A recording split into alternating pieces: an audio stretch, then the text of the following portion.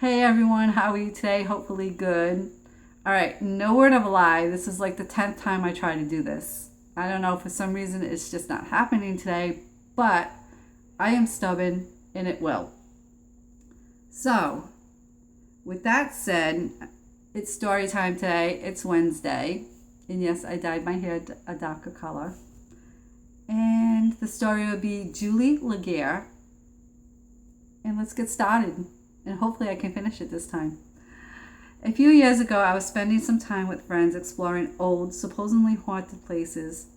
We were at the Edisto First Presbyterian Church, where a girl named Julie Legare was buried in her family mausoleum in 1852.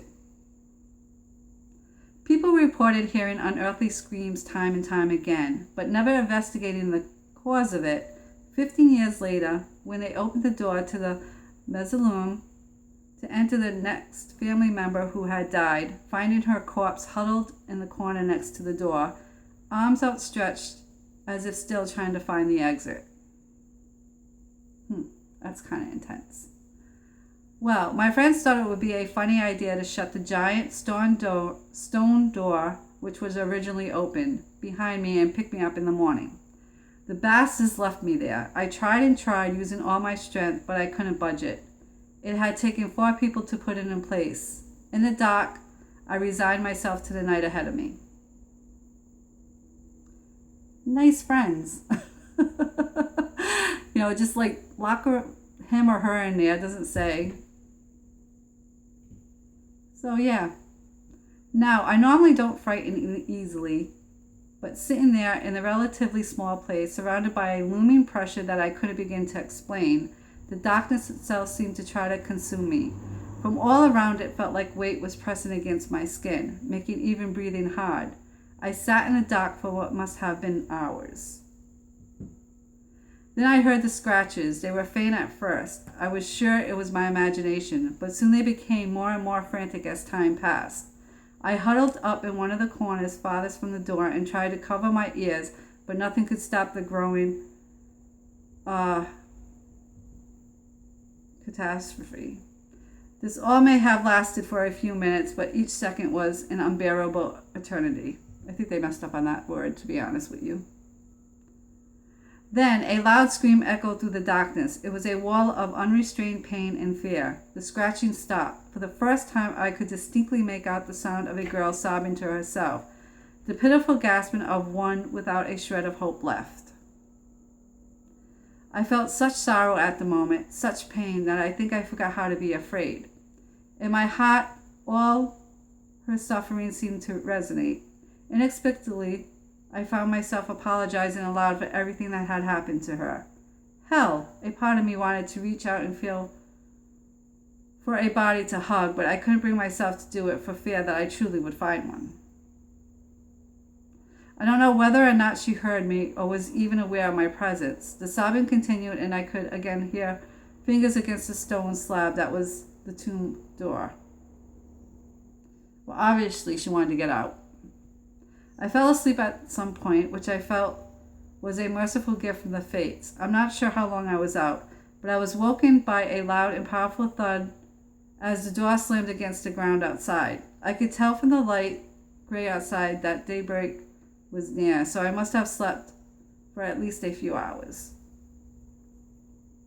I stumbled outside and went to the small unlocked prayer house. I think previously it was a segregated mini church, but regardless, I leaned against the door and waited nervously until my friends arrived. I approached them as they clustered around the fallen door. 2 of them were nearly next to it with faces of shock. There were bloody streaks covering the interior of the door, some with light scratches from fingernails, many without. I think now that she must have shrieked when they broke away from her hands, but I can't be sure. At first they looked to me, then checked my hands, then nervously glanced at one another. I was rightfully pissed with them and told them every detail of what I remembered, wanting them to know what I had been put through. Finally, after I grudgingly got into the car and we started to head back, someone spoke up. My friend said to me, "We're afraid to say anything, but look at your face." I later found out that many times people had tried to permanently seal the entrance to the mausoleum, including enough heavy locks and chains that it would require heavy equipment to remove it, only to have it found torn open with the door lying on the ground once more. This was in the 1980s, the last attempt of many through the decades. It seemed like some force was ensuring that it was impossible to ever repeat the mistakes of the past. This is something I am understandably quite grateful for. But to this very day, I am chilled to the bone when I think of what happened that night. I would be too. I don't know about you, but yeah.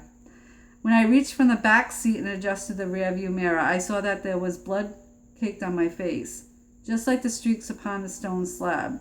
There were dark red lines on either side, as if someone had gently cradled my face with torn fingers as I slept that night, feeling the warmth of another for the first time over 800 years. And that's it. It doesn't really say anything else. And it doesn't even have who, for some reason these stories, I don't know where they get them, but it doesn't have like an author or anything to them. But I thought it was a pretty good, story. Even though it was kind of a little intense, I mean, who would want to get locked up in a mausoleum, or whatever you want to call it? Quote me if I'm wrong. Yeah. But all in all, it was a pretty good story. But I hope you guys enjoy this. If so, give it a thumbs up. Share, subscribe, be part of the family. You know how this goes, right? You should. I say it about 1,000,000 times. And I don't know. Tell your friends about me. Because for some reason, it would be fun to have 1,000 subscribers because I want to do live. Because I try to do it on my computer and for some reason it doesn't take that good.